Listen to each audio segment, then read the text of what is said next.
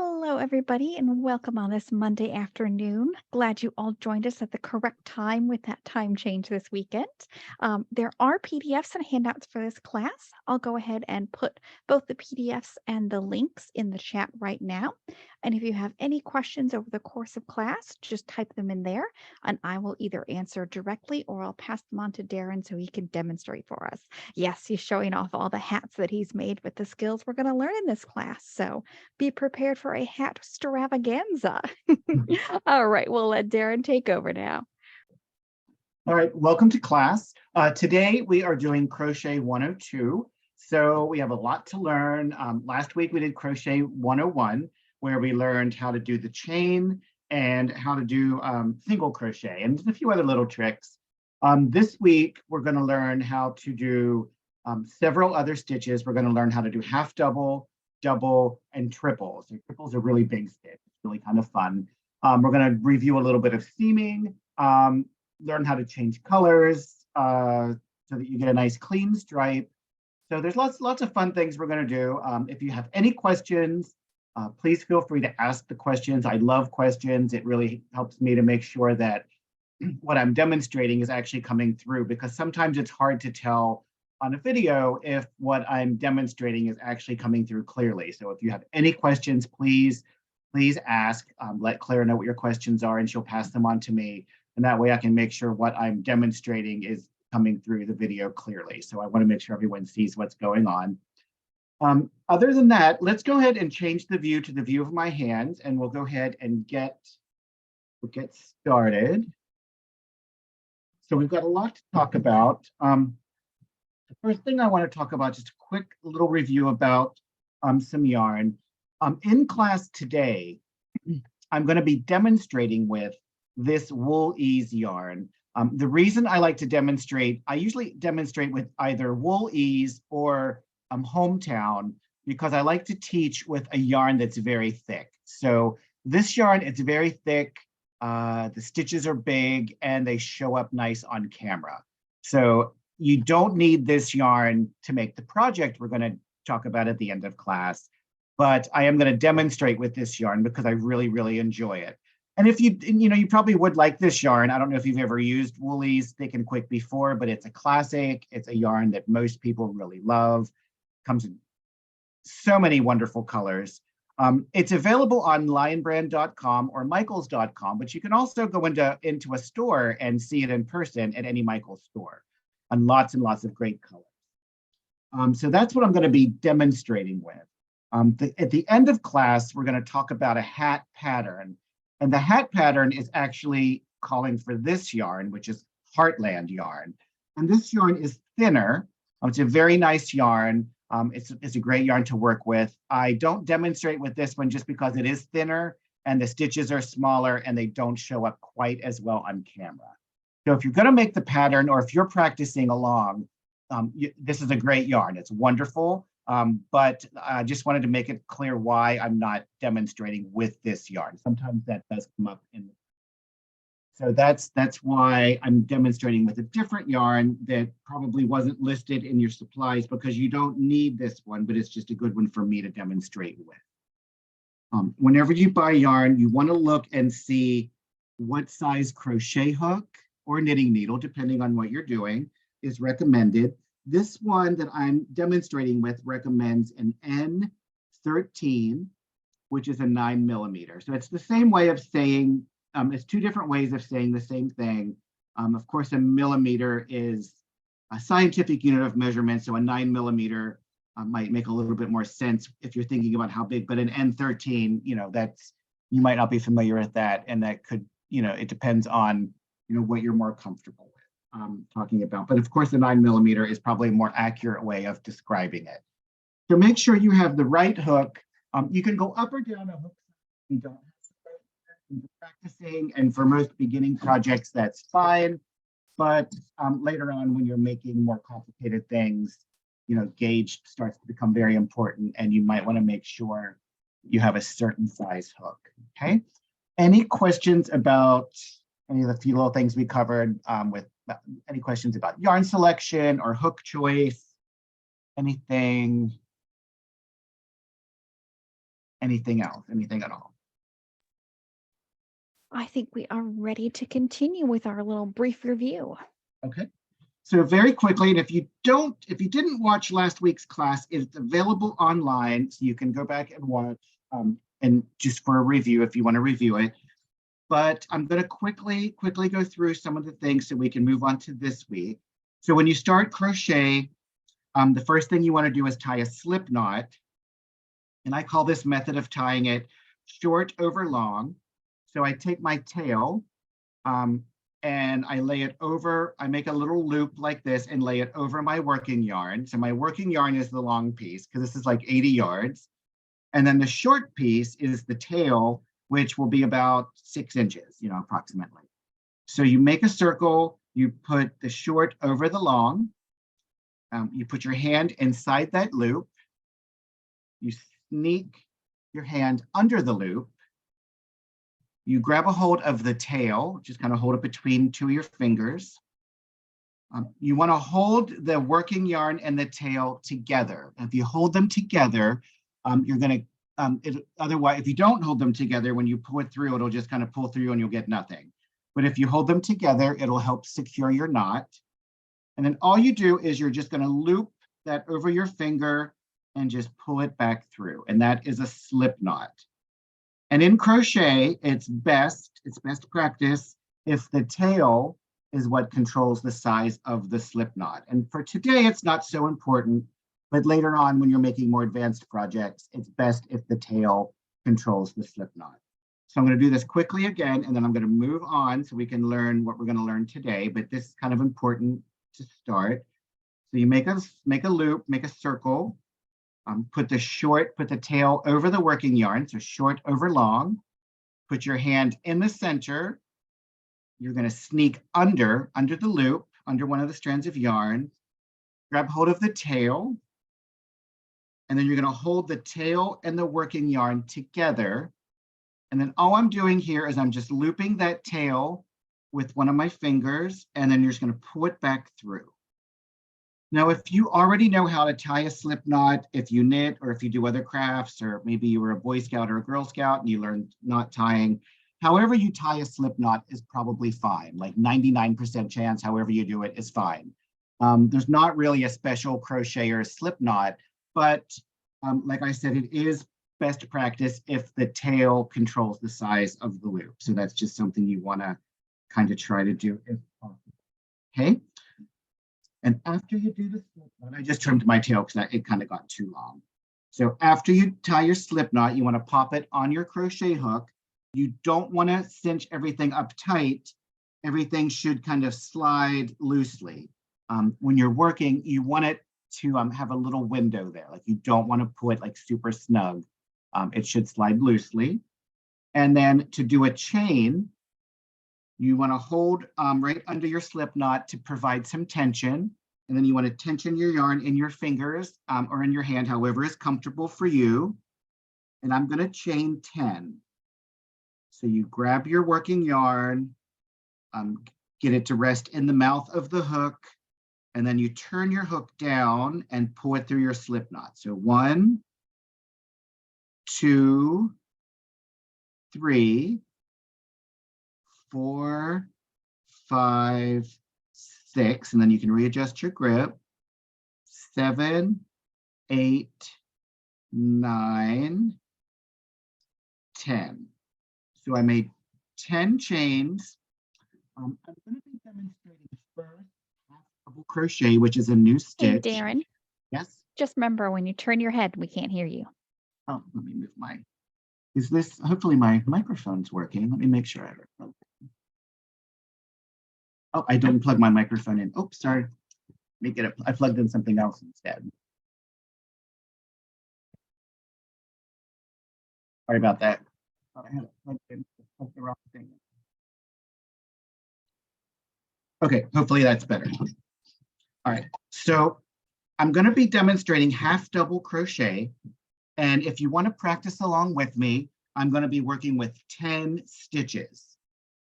But when you're working with crochet, you always have to chain a couple of extra chains depending on what stitch you're doing. So if you're doing single crochet and you want to work with 10 stitches, you would crochet 11 chains. And that last chain, that 11th chain, is going to be sacrificed to make the side stitch. And so for half double, what I need to do is chain 2 extra chains, and those 2 chains are going to be sacrificed, and they're not going to add to my length or my stitch count, but they're going to add to the height. So I don't know if this makes sense, but I'll have 10 stitches here, my 10 chains, and then my extra 2 chains are going to kind of stand on their end, and that will create my side structure or the height for the next row. And that'll make more sense as we're practicing. So for half double crochet, you'll always want to chain 2 extra. Now, if you're working from a pattern, if you're making a scarf or if you're making something and you're following a pattern, the designer of the pattern will have already figured these things out for you. And the pattern might read chain 12, make 12 chains, chain 12. And then when you're going to make your first stitch, it will say in the 3rd chain from the hook, so we don't count our active loop, I have 1, 2, 3. So I'm going to skip the first 2, and I'm going to enter the 3rd chain from the hook. So that's how the pattern will read. So you don't have to, if you don't know all these things, if you don't remember, that's fine. The pattern will tell you. But if you're practicing and you're not following a pattern, it's nice to know. So I'm going to have 10 stitches. I have a total of 12 chains. I'm going to skip the first 2 chains. So in the 3rd chain from the hook is where I'm going to enter. Okay. So for half double crochet, the first step in a half double crochet is to bring your yarn over your hook. So we're going to start with the yarn over, and then in the 3rd chain from the hook, 1, 2, skip 2, in the 3rd chain, I'm going to enter that chain, bring up a loop. Now I have 3 loops on my hook, yarn over, pull it through all 3, and that is a half double. So start with a yarn over for each stitch, go in the next chain, bring up a loop. I have 3 on my hook, yarn over, pull it through all 3. So watch me do a couple of these and then let me know where you have questions. So yarn over, find the next chain, enter the chain, yarn over, bring up a loop, yarn over, bring it through all 3. Start with the yarn over. Sometimes I'll find the next chain by using my finger to feel for that. So I just went in that one. And then if you scooch over just one, you'll see where the next one is. Okay. So any questions? Let me know if there's a certain spot where you're not able to see clearly what I'm doing. If you have any questions, let me know.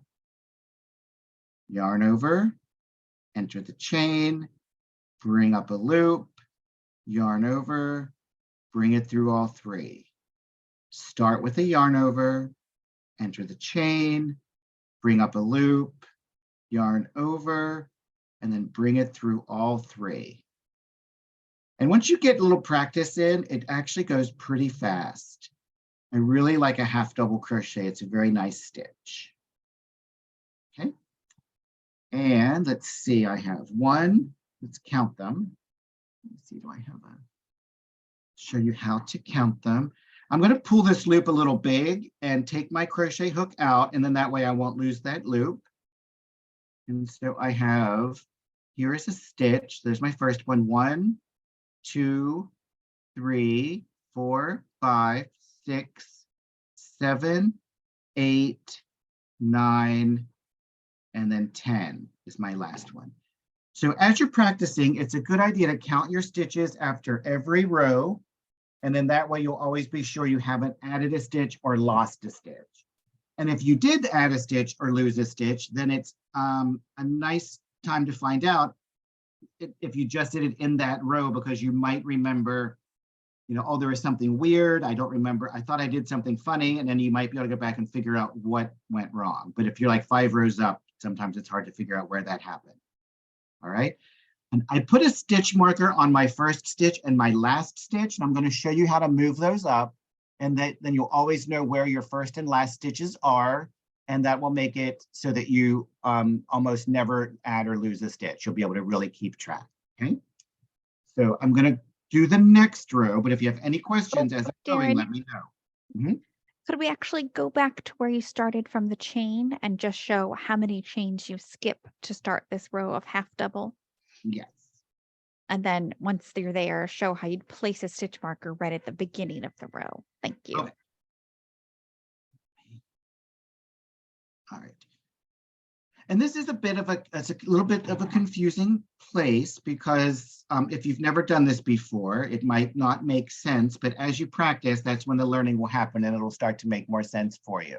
Okay. So I have 12 chains. I have 1, 2, 3, 4, 5, 6, 7, 8, 9, 10, 11, 12. I have 12 chains.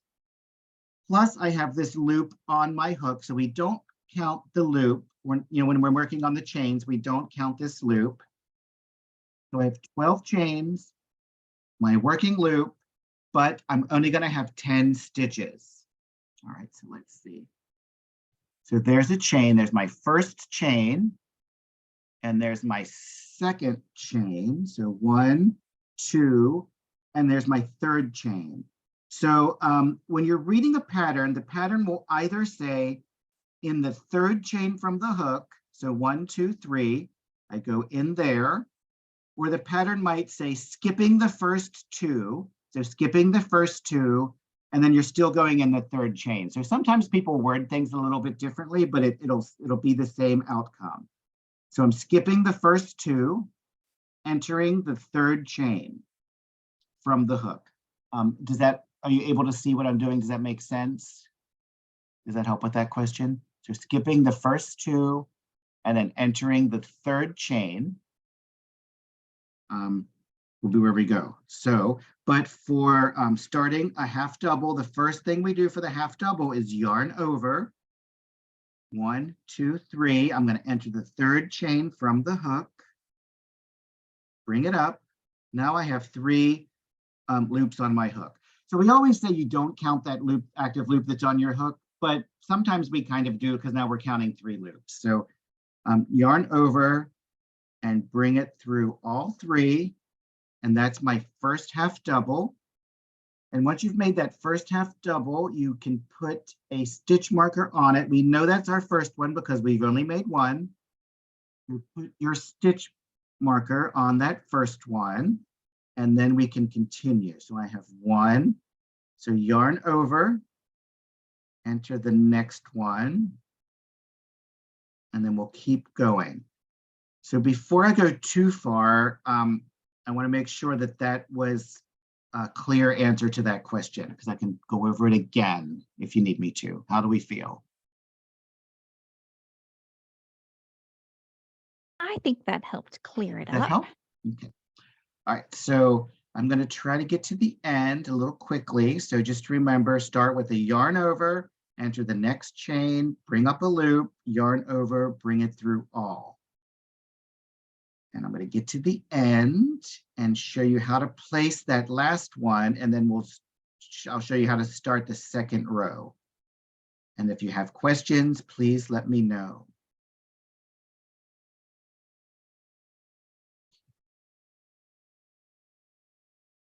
Okay, so I just finished this last stitch. And let me take my hook out so you can see what I'm doing. So if you ever take your hook out, just go ahead and make a nice big loop like that so it doesn't unravel. I'm going to put this stitch marker on my last one right there. Okay. And then to create the side edge for the height, I'm going to chain 2. So for half double, I'm going to lay it down here so you can kind of see what I'm doing. So for half double, you chain 2, and that doesn't become a stitch. What that's going to become is the height to create for the next row. If you don't do that, the first stitch will be kind of leaning in and it won't look nice. Turn your work. And so now I've got my chain 2 that's going to create my height. Yarn over.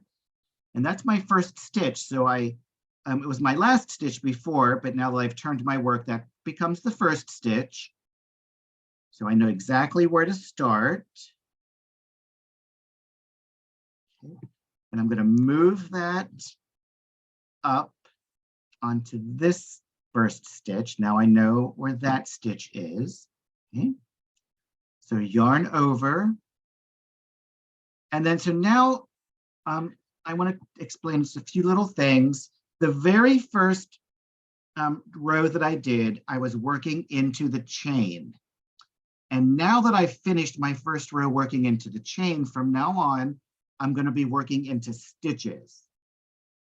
And you can look at the top of your work and you can see right here, I'm putting this needle under right through this stitch. And when you're going to be crocheting and making another stitch, you want to put your crochet hook right through there. And you want to make sure that you're going under both strands of this yarn. Kind of looks like a V shape right there. So you're going to be going under both. Now, when we worked into the chain, it looked a little different, but now we're working into the top of stitches. And so this is what you're going to be looking at from now on. So the first row working into the first chain is always a little different. So just know that. So starting with a yarn over, going through the stitch, bring up a loop, yarn over, bring it through all. Yarn over. And then if you've put your finger, you can kind of see that next hole where you're going to be going. So enter the stitch, bring up a loop, yarn over, bring it through all. Yarn over, enter the next stitch, bring up a loop, yarn over, bring it through all three. Okay. Any questions at all about anything we've covered today? Everything we learn is going to be built on the previous step. So if you don't understand whatever step we're on, please ask, or else you might be lost on the next step as well. So don't hesitate to ask. So yarn over, enter the stitch, bring up a loop, yarn over, bring it through three. Yarn over, enter the next stitch, bring up a loop, yarn over, bring it through three. Now I'm at my last stitch, and I know it's my last stitch because I put that stitch marker to double check. Sometimes when you're, if you're working with really fuzzy yarn or with small yarn, or if you're working a very loose stitch pattern, sometimes things aren't quite as clear. I'm just kind of mangling this a little bit to show you. So that might look like, okay, I've finished, or maybe it's kind of turned under, maybe you're not paying attention and it got kind of pushed under. That looks like a fairly straight edge. Maybe I finished all my stitches. Maybe I'm not sure. But because I put this stitch marker here, I am sure. So I do know I have one more stitch. So that's why the stitch marker can kind of be a good friend until you really get good at reading your work. And also, here's another thing. Sometimes, I did my last stitch, but, sometimes maybe it's kind of stretched out of shape and I'm like, oh, well, that looks like maybe there's another stitch there. So maybe I'll do an extra stitch right here. You can always add a stitch with crochet, look. So I added an extra stitch by mistake and it might seem right, but then if you count your stitches, you'll realize it wasn't right. So that's why it's nice to have that stitch marker, because you know exactly where your stitch is, where the last one is. And with crochet, it's very easy. Like I could add a stitch here by mistake, and it's very easy to do. So you want to make sure you know where your last stitch is, okay? And then for half double, I'm going to chain 2, and that's not a stitch, that's just creating my side. It's creating the edge, it's going up, turn my work, yarn over, enter the first stitch, and then just continue on like that.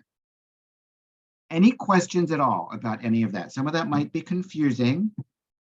So I'm happy to take any and all questions.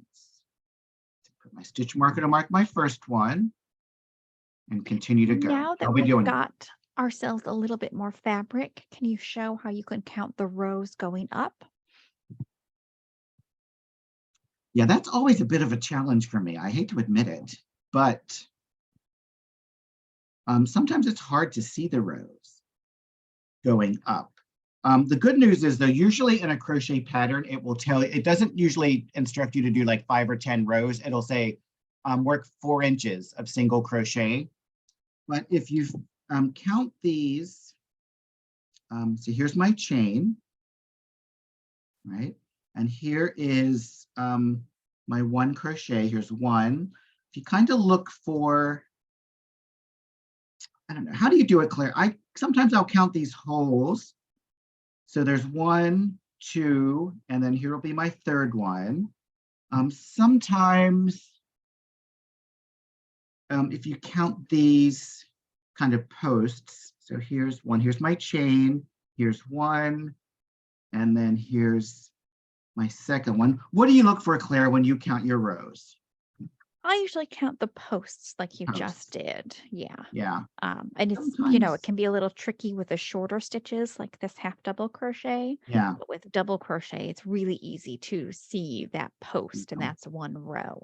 Yeah. Sometimes I'll count these holes. Do you ever count the holes like that? Like here's my chain, here's my, because I'm counting the holes in between the posts. So I guess it's still like the same as counting the posts, but I'm just counting in between them. What do you think is the best way? I like counting the posts because like you said, when you were counting the holes, sometimes it's easy to count that beginning chain as a row by mistake. And usually the pattern isn't going to count that as a row. No, no. So that's why I kind of identify my chain first. And then that's my first post. And if I find that hole, there's 2, I can find there and there, and then there and there. And then I know this is my 3rd one. But it's not my favorite thing to do. But don't you find that in a crochet pattern, it won't instruct you to do like 20 rows? It will say work single crochet for 5 inches or 10 inches. Is that how it usually seems like? It depends on the designer's style and what it is you're making. Usually, if I have to make sure that I'm doing a specific number of rows, I will have a clicky row counter that will help me keep track. Yes. And as we're practicing, if you really want to become very good at counting rows, one thing you can do is put a stitch marker at the end of each row and leave it there. And then that way you're always sure that you've done like 5 rows or 10 rows. And as you're counting them, you can be sure you're counting the correct place, and that will really help you practice. So as you're practicing, you can put a stitch marker on each row as you're finishing. Like instead of moving this one up, like I have been doing, you can leave it in place and then just add an extra one like each time. And then that way how many rows you'll have. And then you'll become really good at counting them because you'll know exactly where you're counting. So that's a good way to practice it. So, all right, any other questions at all? We've had a few questions on turning chains, and I think if we move on to double crochet, that might clarify the difference in how high you make your turning chain. Okay, so let's go on to nothing else about, is half double pretty good? Can we go to double? Yeah, because we're about halfway through class as well. So the turning chain, when you're doing your turning chain, it's going to be very important that you know what stitch you're doing next. So I did half double here. So I did half double, my row's finished. And so the next row that I'm going to be working on, I'm going to do double, which is a taller stitch. So for the next row, I'm going to chain up 3. So 1, 2, 3. So single crochet, you chain up 1, half double, you chain 2, and double, you chain 3. So each time you make a larger stitch, you can increase your chain, or you will increase your chain up, and that's giving you that extra height that you need. and then I'm going to turn my work. Okay. And then with a double, again, you're starting with a yarn over, enter the stitch, just like we did before, bring up a loop. Now at this point, I could do a half double or a double. So if we were doing a half double, I would yarn over and pull it through all three. But for a double, I'm going to yarn over, pull it through two, yarn over, and pull it through two.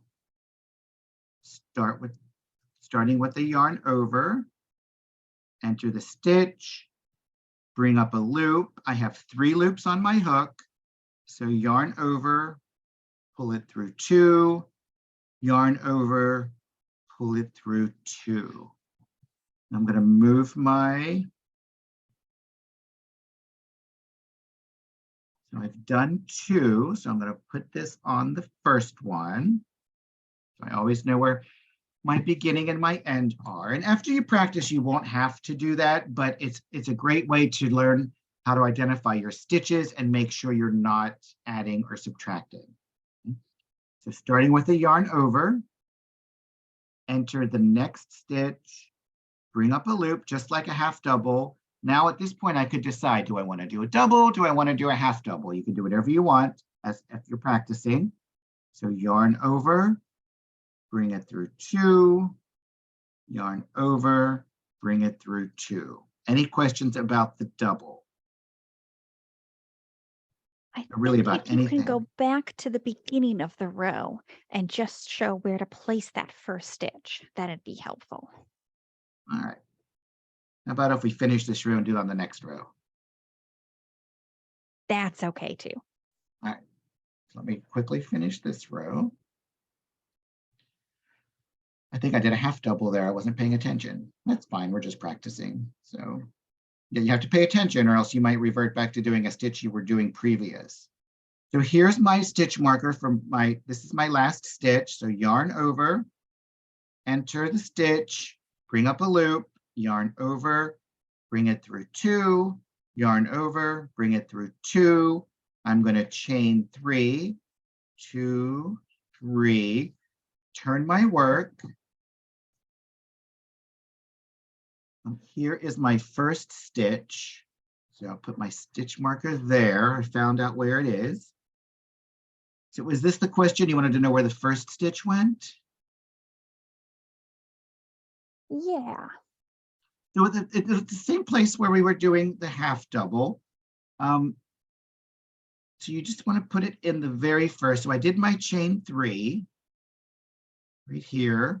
And then this is the first, you can tell it's the first stitch because if you put your finger in that stitch, then there's nothing here.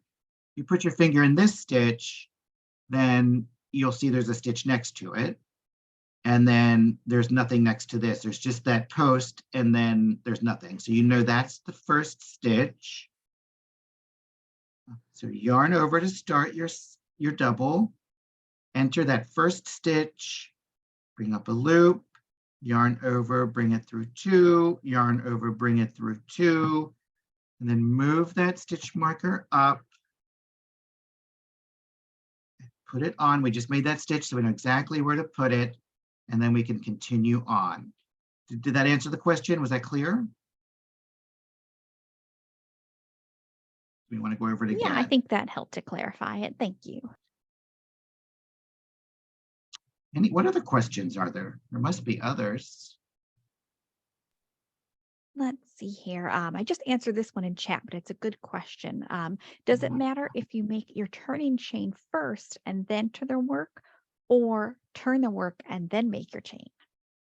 You know, I don't think it matters, but the pattern will usually tell you how to do it. But honestly, I really don't. Does it matter, Claire? I'm going to say no, it doesn't. I don't think so, except that I would say make sure you do it the same way throughout the entire project. Don't switch it up halfway. Yeah, it could look different. I mean, it could be a slightly different look if you do it differently. Yep. So yeah, I usually do it here, chain, but you can turn your work and then do the chain. I feel like it's not going to make any difference, but Claire's right. There could be a chance where it might look a little different. So you want to make sure it looks nice. But I think either way is fine, but just keep it the same. Any other questions? So if you just finished your row and turned it, where would you put that stitch marker when you move it up? Well, let's go back. Okay. So here's my last stitch. I'm going to make my last stitch. And then I'm going to, you can leave that stitch marker there and add an extra one, or you can keep moving it up. I'm just going to put this on the very last stitch that I just made. So here's my active loop. And it's really coming out. See how the active loop is kind of coming out of that V shape there. So that's my most recent stitch. So put it there, and that marks that stitch, which isn't as important because 1, 2, 3, I did my chain up. As soon as I turn it, that last stitch now becomes my first stitch. So I'm going to do my double crochet there. And then I'm going to immediately take that right out and put it on this stitch. And this stitch is going to end up being more important later on because that's going to end up becoming our last stitch. And that's usually the hardest one to find, and make sure you're in the right stitch is the last one. Don't you find that the first stitch is pretty easy, but the last stitch sometimes can be tricky? Don't you think, Claire? Yeah, if I'm missing a stitch, it's because I've skipped it at the end of the row. Yeah, I don't think I've ever missed the first one. And then we're just going to continue working on. Okay. Any other questions? Do we want to see triple? Triple's kind of crazy. How about a triple? How do you feel about a triple, Claire? Yeah, let's go for it. We got 20 minutes left. That's plenty of time. All right. So I'm going to finish this row of double. So I'm doing my double. And then I'm going to chain 1, 2, 3, 4. Oh my gosh, chain 4. Is that crazy? What do you think about that? That might be crazy. But it makes it a little bit easier to see. So the triple is a very tall stitch. And so this chain 4, you can really see that's not adding to the length of it. So sometimes people think that the chaining up is adding to the length or something. But really the chain up is exactly what it sounds like. You're just chaining up to give yourself the height that you need to start the next row. So we did doubles here, so we were chaining up 3. And so the next row is the most important row because we need to chain up the proper amount to accommodate whatever stitch we're doing next. So if I was doing single, I would chain up 1. If I was doing half double, I would chain 2. If I were doing double, I would chain 3. But for triple, you chain 4. Try to remember that. And again, the pattern will remind you that the designer will have already sorted all these things out if you're following a pattern. Now for triple, you yarn over twice. Now that sounds crazy too. That's a bit crazy, if you ask me. And then we're going to bring up a loop, just like we've been doing. Bring it through 2, yarn over, bring it through 2, yarn over, bring it through 2. Double yarn over, enter the next stitch, bring up a loop, yarn over, bring it through 2, yarn over, bring it through 2, yarn over, bring it through 2. And because we're doing that motion 3 times, I always feel like that's why it's a triple. Because like with double, we did a yarn over, bring it through 2, yarn over, bring it through 2. We did it twice, and that's a double. So we're doing it 3 times, that's a triple. I don't know. Is that why they call it that, Claire, or am I making stuff up? Well, I was going to clarify. Darren is saying triple, but in a pattern, you might see it as treble, like Treble. They're the same thing. They're just different names for the same stitch. Yeah, treble sounds like it's going to be more trouble to me. So I don't know. I don't like trouble.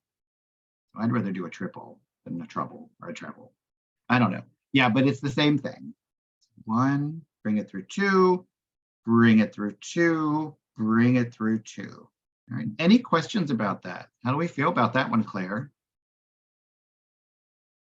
See, I didn't do my double yarn. You do need to pay attention and make sure you know what stitch you're doing. So do your double yarn over, bring it through 2, bring it through 2, bring it through 2. You double yarn over, enter the stitch, bring it through 2, bring it through 2. What questions are there?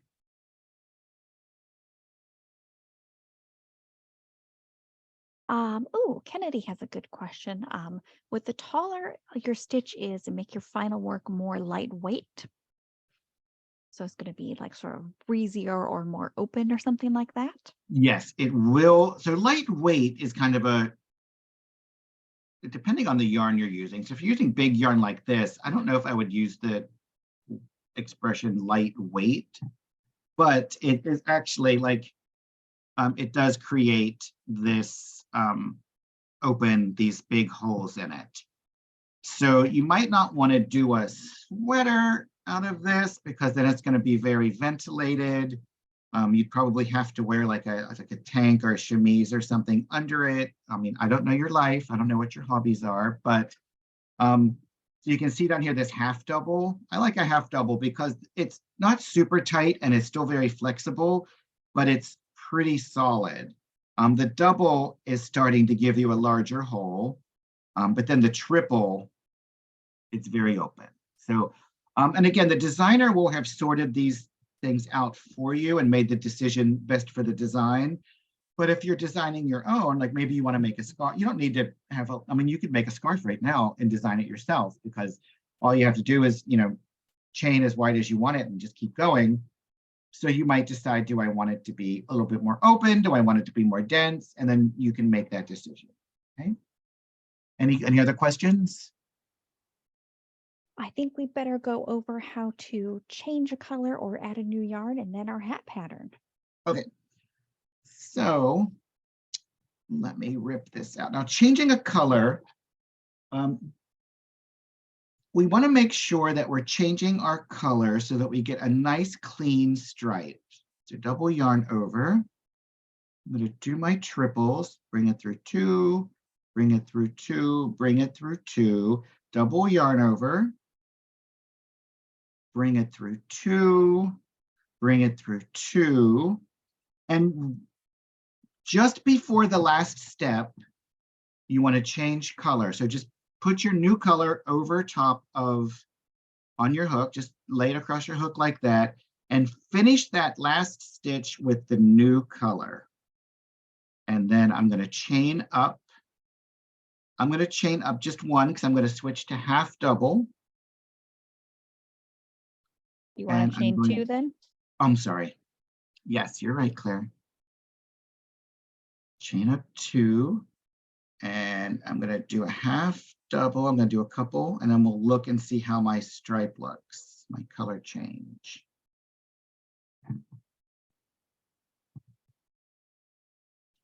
So you can see it's a pretty nice,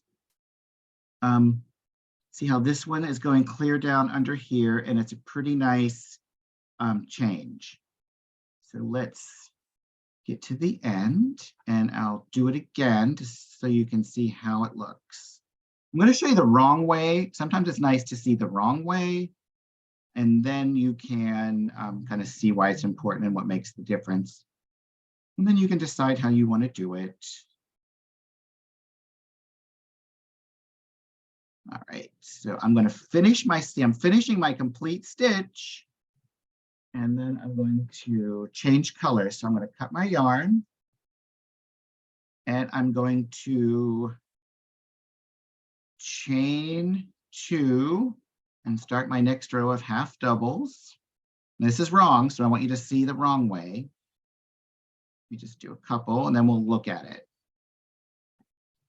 So the problem is when you do it that way, you see how this white, it's kind of going up. So I'm not getting a nice clean stripe. That white from the previous row is kind of bleeding into the next row. So redo that. That wasn't good. So yarn over, enter the stitch. I have 3. Whoops, I'm not going to use that. So the last part of the stitch, the very last step, I'm going to bring it through with my new color. And then chain 2. And let's do a couple, and then we'll see how that looks. That'll give us a nice, clean color change. Okay, now let's look at it. You can see how that's better. See how the white is not bleeding up into the next row. So that gives us a nice, any questions about that? How does that look? How do you feel about that, Claire? It looks very fun and wintry. Yes, but that's a good way to change your colors. So the hat, we ready to review the hat pattern? About 10 minutes, is that what I'm seeing? Yeah, we've got about 10 minutes left, and I'll go ahead and put the pattern PDF and the link in the chat now. All right. So I wanted to show you, this is what we're going to be making. So we're going to be making this big kind of rectangular piece of fabric. And we're going to be working, back and forth, back and forth. And you can see here, this is where I changed my colors. And I got a nice crisp color change, so it's very nice. I just carried my colors up the side because I don't want to have to weave in my end every time. So because this is actually going to be lost in a seam, so it doesn't really matter that we've carried it up. If I were making a scarf, then this would be visible, and that wouldn't bother me. I would probably do that on a scarf. Other people probably wouldn't like that on a scarf. So you can make your decision there. You could also crochet over this if it were a scarf and do a border that would help conceal that. But this is what I want you to realize there for your first project. As you're changing your colors, if you don't do it right, if you don't do a good job, if it's kind of a weird thing for you and you're not getting a good color change, it's not going to matter for this project because it is going to end up becoming the top of the hat and it's going to be lost in the seam. So it's going to end up looking like this on the top. So this is a great chance to practice it, do your very best, be okay with making mistakes, because if you make mistakes, they're going to be lost in that seam anyway. So this is a great chance to practice and you don't have any stress or you don't have to worry about it. So it's a great chance for just good practicing and good learning. Okay, let's look at it and see how it's written. So this is available on lionbrand.com. It's a free pattern. You can always go and reprint it from there. It's the Crochet Level 2 striped hat, or you can type in this pattern number. Either way will bring it up. It's an easy pattern, beginner level 1 easy. You can only make it in one size. It's giving directions for just one size. It's about 19 inches and it will stretch to fit a range of sizes. The finished height is about 9 inches. The materials you're going to need is Lion Brand Heartland Yarn, and the original one was made in Yellowstone and Yosemite. So you need 2 balls of yarn to do 2 colors. A Lion Brand crochet hook size J, which is a 6 millimeter, and then a large-eyed blunt needle for weaving in the ends. So this yarn, this Heartland yarn, which it's calling for, is a wonderful yarn. It's acrylic. It has this very subtle heathered look, so it's kind of a sophisticated color. It's very soft. It comes in a wide range of colors, and it comes in some tweeds. It's really a great yarn to use. But, you might want to use a different yarn. So another yarn you could use, which is of similar size, is called Scarfy. And this one works up in a self-striping pattern. So for a hat, you might not get a lot of the stripes, but you're going to get a couple of color changes in it. So you can see here on the scarf, it kind of works up in an ombre, which is very nice. And this one is calling for a little bit bigger crochet hook, but you could still work this up on a J and it's going to be fine. It might be just a little more dense, but it's still going to be very nice. And then another one, a ball of wool.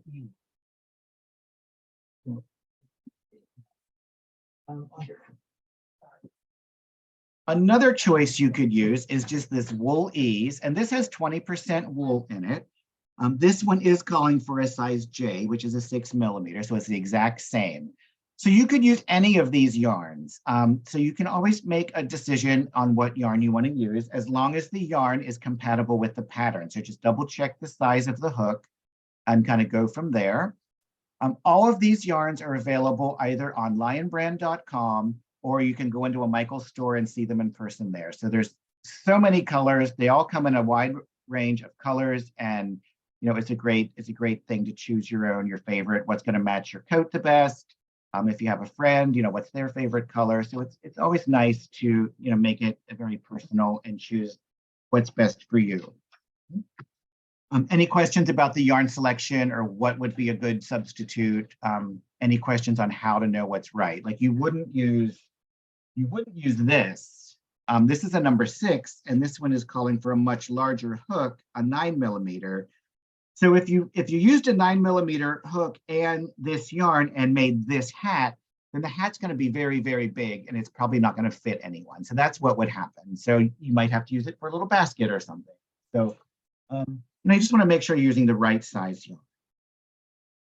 Okay, any questions? I was just going to ask about the yarn weights, and you covered that well. Okay, perfect. Okay, so this pattern is giving us a chart. And it's nice to have a chart, even if you don't 100% understand how to read the chart.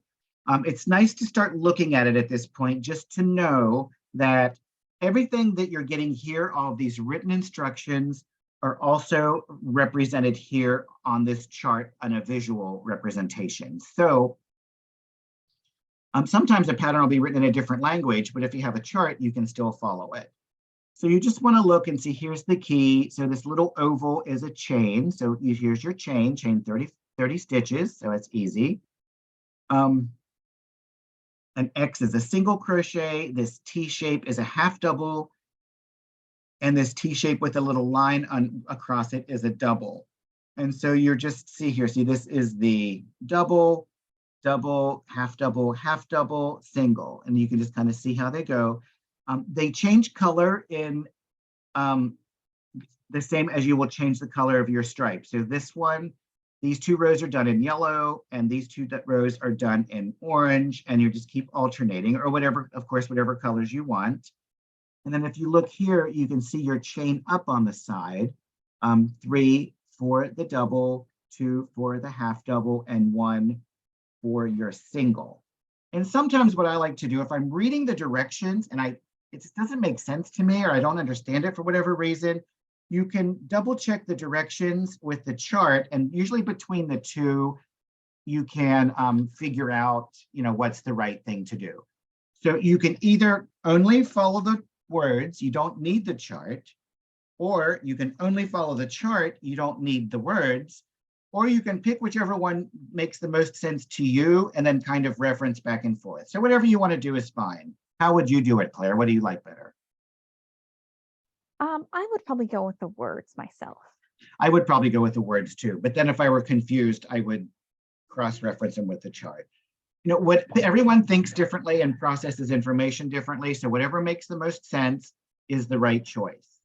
Okay, but I do like it when they have both. So I've made a few notes right here. I made this hat and I used a 4mm hook because I wanted it to be much tighter and much warmer. And instead of chaining 33 like it says here, I changed 43 because I wanted it to be long and slouchy. So, and I just made mine in one color because and then I ran out of brown, so I had to finish it with this little wedge of black, which I thought was kind of fun. So you can make adjustments to the pattern to suit your personal taste, okay? But I do recommend maybe following the pattern as it's written first, and then maybe the next hat you can make changes. And if you do make changes, you want to make notes so that you can either do it again, or maybe these changes were horrible and you don't want to do them again. So you want to make sure you kind of know what you're doing. So the first set of instructions is telling us with color A, we're going to chain 33. So we're going to be working with a total of 30 stitches, and we're going to have those extra 3 are going to become our side stitches.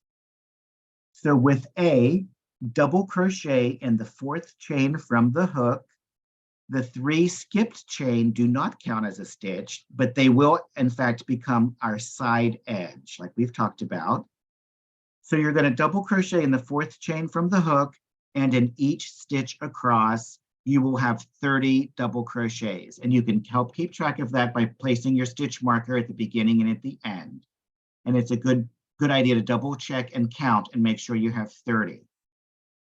With A, so continuing with A, you're going to chain 3, turn your work, double crochet each stitch across, and change to color B in the last stitch. So like I showed you, you're going to work the last stitch until the very last step. On the last step, you're going to switch to the new color. But again, don't let that intimidate you, or don't be afraid, because if you do it wrong, we're going to hide that in the seam anyway. So this is a great chance for practice. Rows 3 and 4 with B, whichever color you're making, you can decide which one is A and which one is B. You're going to chain 2, turn, half double crochet in each stitch across, and change to A in the last stitch of row 4. So that's giving us the directions for 2 rows at a time. And so also here it is. So rows 5 and 6 with A, so we've changed colors in the last stitch, chain 1, turn, we're going to single crochet in each stitch across and change to B in the last stitch of row 6. So remember, you're going to do 2 rows and then change your color. And this way we're getting lots of practice at trying different stitches, and it's going to give us a nice design. So rows 7 and 8 with B, you're going to repeat rows 3 and 4 and change to A in the last stitch of row 8. So we're going to go back up here to 3 and 4, and it looks like we're going to be working half double. Rows 9 and 10, we're going to change, we've already changed to A up here. Repeat row 2 twice, and change to B in the last stitch. So we're going to repeat that, and we're going to repeat rows 3 through 10 until the piece measures about 19 inches from the beginning, end with a row 4 or a row 8 as the last row you work. So sometimes people, we're all working with the same yarn, we're doing the same stitches, we have the same hook, but some people will work tighter and some people will work looser. And what might happen is each one of your rows might be a little taller than your friend. Maybe you have a friend that crochets very tight and each one of their rows will be a little more tight. So you might do,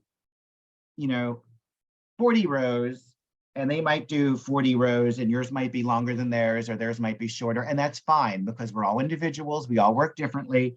So that's why it's not telling us how many rows, but it's telling us how many inches. So we're going to measure 19 inches. And if you have a very, very large head, so 19 inches is going to end up being how wide the hat is. We're going to fold it in half. So it's 19 inches this way. We're going to fold it in half, and that's how big your head is going to be, your hat to fit on your head. If you have a very, very large head, or if you have extremely thick hair, you might want to make yours 20 inches or 22 inches, depending on how big your head is. If you're making it for a child, you might want to make it 16 inches. So you can measure the child's head and then make the hat a little smaller than what the actual measurement is, because you want it to fit tight. You want it to stay on. So once you've either made it as 19 inches or, however long yours is going to, you want yours to be, you're going to fasten off, you're going to cut your yarn, leaving a very long tail. Now you don't want to skimp on this tail, because we're going to use that tail for seaming. Now let me show you how to seam it, and then I'll take any questions you have. So let me get this ready. We are just over the end of our scheduled time here. So if anybody has to run, remember that we are recording. So you can come back and watch this on the Michael's YouTube channel. It'll be posted in about 24 to 48 hours. And I'm going to go ahead and put both the handout and the hat pattern in the class, or in the chat as well. Okay. All right. So here is my tail. I left a very long tail. For demonstration purposes, I'm going to use a different color yarn so you can clearly see. But I mean, obviously, you would use this tail. You would not be adding some random color. So just pretend that this is my long tail that I left. I'm just going to tuck everything out of the way. Okay. So to gather the top of the hat, all you want to do is we're just going to kind of zigzag it. And you want to kind of, you don't want to go deep into it. You want it to kind of go right along the edge. And I'm just kind of gathering it up. I'm kind of zigzagging it back and forth. You can do this, do it this way. And I'm not being super fussy. I'm just, trying, maybe just do 1 or 2 stitches in each color, depending on how wide the stripe is. Or this way is a little faster. So however is going to be, you just want to make sure, like, you don't want to randomly make a really deep one, or you don't want to like just pick up one strand. Just make sure you're kind of just going in that last kind of stitch or turning chain. And just quickly, you don't have to fuss over this. And then you're going to pull it through. Okay. And you're going to gather that up. You're going to gather it nice and tight. And then when I'm seaming the side, whoops, I dropped when I'm seaming the side, I like to kind of hold it like this with one side on one side of my finger, one side on the other, and then I can clearly see what I'm doing. You want to cinch this, you want to pull this very tight on the top and then kind of go through both sides of it. And maybe, pull it very tight again, and then maybe go through it again to kind of, you don't want it to work its way loose and open up, to make sure you're pulling it very tight and making it very secure. And then to seam the side, I'm just going to do like this running stitch. And you want to make sure you're kind of trying to space them out the same distance, and you're only going so deep. You don't want to go randomly really deep. And that's one reason why I like to keep my finger right here like this. And then you're going to kind of just take it across the top of your finger, and you're not going like crazy deep. Like that's going to help manage how big your stitches are.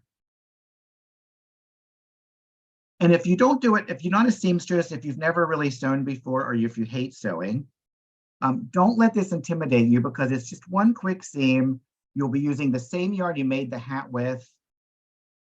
So the seam is going to be very invisible. And even if you don't do a good job, if it looks bad, you can take it out and try it again a couple of times, and it's not going to ruin your fabric. It's not like sewing on, like if you sew on satin or silk and take it out, then your fabric's ruined. But, with knitted and crocheted fabric, it's very forgiving, and you can give it a couple of tries if you need to. Don't pull it too, like if you pull it really tight and it gets kind of scrunchy, you can just kind of massage it out and keep going, right? Any questions about the seam? You have anything to add, Claire, about seaming? Just remember that, like Darren said, you can take it out if it gets, really messy or too tight or too loose, and that you'll weave your ends in after you're all done, just like we showed. After you're all done. Yeah. All right, so that's pretty much all we have today. Are there any last few questions or anything else that we need to cover? Yeah, the seam is actually on the inside, so you'll turn it right side out. Then with this seam that I'm showing you, you want to do right sides together. There's really not a right or wrong side to this fabric, but what you can do is you can pick which one looks better. Maybe this side has a funny stitch that's not looking right, so put that on the inside. Yeah, and then you'll turn it right side out to wear it. All right, any questions at all? I will go ahead and put Darren's Instagram in the class here. Yes, if you have any questions, please don't hesitate to contact me on Instagram. Let me know if you have any questions, and I'll be glad to get back to you and answer them.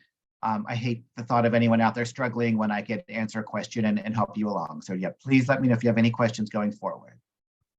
And we hope you can all join us next week for part 3 of this beginning series, where we'll show you how to do some things that aren't rectangles and squares. Absolutely. All right.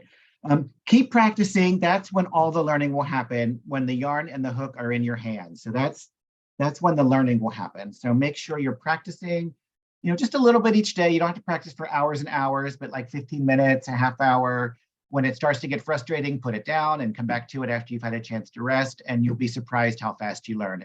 You really will learn fast. So, all right. Thanks for coming to class. Have a great night.